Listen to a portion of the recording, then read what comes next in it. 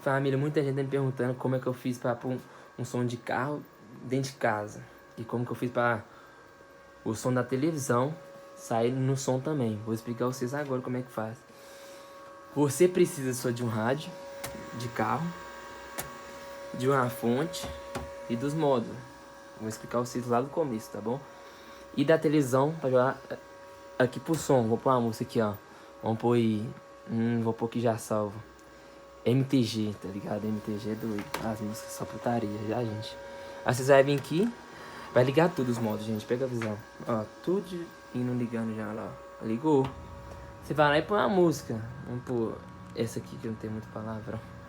Você vai lá. Viu? Põe a música.